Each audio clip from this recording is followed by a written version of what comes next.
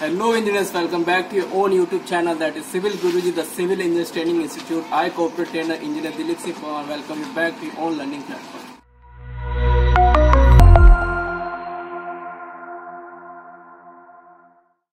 तो इंजीनियर, जैसा कि आप देख सकते हैं कि आज हम लाइव है हमारी साइट से। यहाँ पीछे एक्सकवेशन वर्क हो रहा है। इस एक्सकवेशन वर्क को कैसे किया जाता है, प्लस इसमें एक्सकवेशन होने के बाद एक्सकवेटेड मटेरियल को डंप करना, प्लस उसका बिल क्लेम करना, ये कैसे किया जाएगा अकॉर्डिंग टू CPW नॉर्म, हम जानेंगे हमारे ट्रेनीज से। हमारे ट्रेनीज हमारे साथ में हैं जो कि हमें बताएंगे एक्सकवेशन करने के बाद उसे बिल कैसे क्लेम किया जाए। तो हमारे इंजीनियर अक्षय और इंजीनियर पंकज से जानेंगे उसका पूरा प्रोसीजर कैसे होता है। चलिए जानते हैं इंजीनियर पंकज से पहले, फिर हम लोग चलेंगे इंजीनियर अक्षय के बाद। चलिए इंजीनियर पंकज से जानते हैं उसका पूरा प्रोसीजर।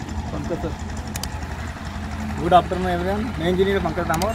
आज मैं बताऊं कि हमने 3 मंथ का सिविल इंस्टीट्यूट हमने ज्वाइन किया था। सबसे पहले हमने पढ़ा था, उसमें एस्टिमेशन पढ़ लिया, हमने BBS पढ़ लिया, सर्वे और क्वांटिटी रेट एनालिसिस। इसके बाद हमने पढ़ा कि बिलिंग। तो बिलिंग सबसे पहले हमें ये सब कुछ पढ़ तो लिया, लेकिन इसके बाद हमको जो भी हमने काम किया उसमें हमको बिल क्लेम करना होता है। तो बिलिंग में हम जो भी हमने काम किया उसका बिल किस प्रकार से निकालना होता है वो हम पढ़ते हैं। तो जैसा कि आप देख रहे हैं कि हमारे मतलब पास में ये बल्क एक्सप्रेशन हो रहा है। बल्क एक्सप्रेशन क्यों हुआ? क्योंकि यहाँ फुटिंग के साइड पास में, इसलिए फिर मैंने जाके उसको चेक किया कि उसकी जो डेप्थ है वो 2 मीटर से ज़्यादा आ रही है। PWD हमें ये कहता है कि हमारी जो डेप्थ की साइज़ है 2 मीटर से ज़्यादा हो, तो हम फुटिंग की साइज़ से 75 सेंटीमीटर ज़्यादा एक्सपेक्ट करवाएंगे। ये सब कुछ होने के बाद ना जो आगे की प्रोसेस होगी, जैसे कि लीड और लिफ्ट की जो मतलब जो भी मटेरियल निकला इसको ट्रांसपोर्ट किस प्रकार से किया जाएगा, वो आगे की प्रोसेस हमारे अक्षय सर बताएंगे। Good afternoon everyone, my name is Akshay. I have been here from 3 months. हमारा बिलिंग हो चुका है। अभी हमारा आज लास्ट डे है बिलिंग का। तो जैसे कि मेरे पहले पंकज सर आके गए, पंकज सर ने बताया कि सरफेस ड्रेसिंग, सरफेस एक्सकैवेशन और एक्सकैवेशन क्या होता है। तो हम देखेंगे कि CPWD के जो नॉर्म्स है, हम पहले ये देखेंगे कि CPWD के नॉर्म्स क्या है। CPWD ने हर चीज़ को डिवाइड किया है 3 भागों में। पहला है DSR, Delhi schedule of rates. दूसरा है दिल्ली एनालिसिस ऑफ रेट, जिसको कहते हैं हम DAR। DSR में जो है ना रेट्स दिए गए हैं वो एक स्पेसिफाइड रेट है, जैसा बैक फिलिंग के लिए एक सर्टन रेट दिया है। मगर DAR में उस रेट को स्पेसिफाइड किया गया है, उसका डिवीजन किया गया है। उसमें मटेरियल का लिफ्ट का कितना है, लीड का कितना है, लेबर का कॉस्ट कितना है, तो ये सब उसमें डिवाइड किया गया है। और तीसरी चीज़ है इसमें स्पेसिफिकेशन। स्पेसिफिकेशन में ये दिया गया हुआ है हम जो भी काम कर रहे हैं मेजरमेंट के हिसाब से उसको कैसा करना है। जैसा कि हम सर ने बताया कि 75 सेंटीमीटर एक्स्ट्रा लेते हैं, वो क्यों लेते हैं, ये सब बातें हमें स्पेसिफिकेशन में डिटेल में बताई गई हुई है। तो अभी हम इसके आगे बात करेंगे। पंकज सर हमें बताएं कि हमने तो एक्सकैवेशन कर लिया है। तो जैसा कि आप यहाँ देख सकते हैं ये एक्सकैवेटेड सॉइल है। तो हम होता क्या है, हमारे पास 2 कंडीशन होती है। एक तो बैक फिलिंग जब करेंगे हम, हमारा कॉलम हो गया और फुटिंग हो गया, इसका बनने के बाद जो बैक फिलिंग करेंगे 2 कंडीशन में करेंगे। एक तो इसी प्रीवियस सॉइल को फिल करेंगे, या फिर हम कोई और दूसरी सॉइल मंगवाएंगे और उसे फिल करेंगे।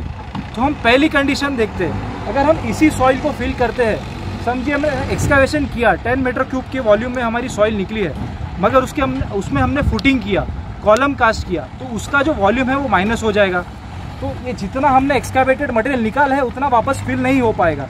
जो बच जाएगा उसे हमें कहीं ना कहीं डंप करके आना पड़ेगा। तो इस डंपिंग को हम ट्रांसपोर्टेशन कहते हैं इसमें। तो ट्रांसपोर्टेशन में 2 टाइप्स के हैं इसमें, एक है लेबर ट्रांसपोर्टेशन और एक मैकेनिकल ट्रांसपोर्टेशन। तो हम पहले बात करेंगे लेबर ट्रांसपोर्टेशन की। लेबर ट्रांसपोर्टेशन क्या है, ह्यूमन है। तो एक ह्यूमन की जो टेंडेंसी होती है ज़्यादा दूर तक किसी चीज़ को फेंक के नहीं आ सकता। तो हमारे जो स्पेसिफिकेशन में दिया है, DSR में दिया गया है, उसमें कहा गया है कि एक लेबर कोई भी एक्सकैवेटेड मटेरियल को 500 मीटर के आगे नहीं फेंक पाएगा, ठीक है। मगर यही कंडीशन अगर आ जाती है कि हमें कुछ ज़्यादा ही दूर जाके उस मटेरियल को डंप करना है, तो हम यूज़ करेंगे मैकेनिकल एक्सकैवेशन के जो भी स्पेसिफिकेशन है उसे यूज़ करेंगे। हमें उसमें दिया गया है एक 5 किलोमीटर को डिवाइड किया गया है। पहले 5 किलोमीटर का रेट दिया गया है कि 5 किलोमीटर तक हमें कोई भी लीड को डंप करके आना है, तो उसका रेट क्या है for a metre cube, 1 metre cube के लिए। तो ऐसा हमारे पास इंटरवल है 5 किलोमीटर्स का। आप भी सिविल इंडस्ट्री के बन सकते हैं एक्सपर्ट इंजीनियर सिविल गुरुजी के साथ। सिविल इंजीनियर्स ट्रेनिंग इंस्टीट्यूट अब पहुंच चुका है आपके अपने शहर भोपाल, दिल्ली, लखनऊ और नागपुर में भी एक खास ऑफर के साथ। पे कीजिए 60% फीस आफ्टर योर प्लेसमेंट। अभी कॉल करिए 9111001234 पर। सीट्स लिमिटेड है, जल्दी कीजिए। इससे पहले मैं आपको बताना चाहूंगा कि लीड और लिफ्ट क्या होता है। देखिए, लिफ्ट से तो हम समझ सकते हैं कि वर्टिकल डिस्टेंस, लिफ्ट क्या होती है, जैसा हमारा एक्सकवेशन हो गया, एक्सकवेशन का हमारा डेप्थ है 2 मीटर, हमारी जो एक्सकवेशन की हाइट होती है वो 2 मीटर हमने मान के चले। जैसे कि हम देख रहे हैं एक्सकवेशन का पीट है 2 मीटर के आसपास है, मगर एक इंसान, एक लेबर की, एक मैनुअल जो हाइट होती है वो 1.5 मीटर के ऊपर नहीं होती है। तो हम उसके हिसाब से देखेंगे तो हमें DSR में 1.5 मीटर तक के लिए एक अलग से रेट दिया गया है, और हमारा जब एक्सकवेशन की डेप्थ 1.5 मीटर के ऊपर बढ़ जाती है तो उसके लिए जो रेट है वो अलग से दिया गया हुआ है। ठीक है, यही तो बात होगी लीड की, लिफ्ट की बात होगी। अभी हम बात करेंगे लीड की। लीड ये है, हॉरिजॉन्टल डिस्टेंस पे हमें जो डंप मटेरियल जो एक्सकैवेटेड है उसको डंप करना है, तो उसे हम लीड कहेंगे। तो हमने देखे कि लीड क्या होता है। अब लीड में ये देखेंगे, जो भी हमारा एक्सकैवेटेड मटेरियल है हम इसे डंप करके आएंगे तो हम इसके रेट्स कहाँ से लेंगे, हमें इसके रेट्स मिलेंगे DSR में। DSR में टेबल नंबर 1.1 में आपको सारे रेट्स मिल जाएंगे ट्रांसपोर्टेशन के। तो उसमें हमें डिफरेंट मटेरियल्स दिखेंगे, जैसे अर्थ हो गया, बोल्डर्स हो गया, जो भी चीज़ें हैं, डिफरेंट चीज़ें, उसके रेट्स दिए। वहाँ पे हमने बात की 5 किलोमीटर के इंटरवल से दिया गया है, तो वहाँ पे हमें जो रेट्स दिए गए ना पर 5 किलोमीटर के इंटरवल पे दिया है। तो समझिए कि हमारे पास जो एक्सकैवेटर मटेरियल है उसे हमें 10 किलोमीटर पे डंप करके आना है। ठीक है, तो मैंने तो आपको बता दिया 5 किलोमीटर के इंटरवल पे। तो हम टेबल में जब देखेंगे ना तो हमें अप टू 5 किलोमीटर एक रेट दिया गया है। तो हमें 10 किलोमीटर के लिए उसके आगे जो टेबल में है देखेंगे हम कॉलम में, तो 5 to 10 किलोमीटर में जो रेट है उसे लेके हमें एक्स्ट्रा कैलकुलेट करना पड़ेगा। अब ये सब जितना मैंने आपको बताया, ये सब नॉलेज मुझे यहाँ आने से पहले नहीं थी। मुझे नहीं पता था कि ये CPWD तो पता था मुझे, मगर उसमें क्या किस प्रकार से काम होता है, उसके नॉर्म्स तो सुना था मैंने, नॉर्म्स होता क्या है। मुझे यहाँ आने के पास पता चला कि स्पेसिफिकेशन होता है, DSR होता है, DAR होता है। इन सब चीज़ों से मैं थोड़ा फैमिलियर हो गया हूँ अभी। तो अभी चीज़ें आसानी से मैं एग्जीक्यूट कर पाऊँगा, अभी आसानी से हर चीज़ का रेट ले पाऊँगा।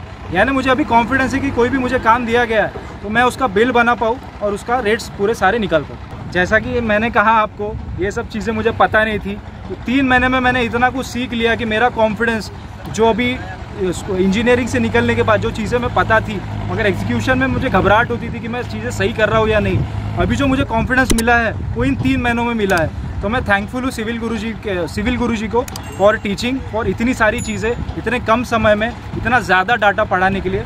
So thank you.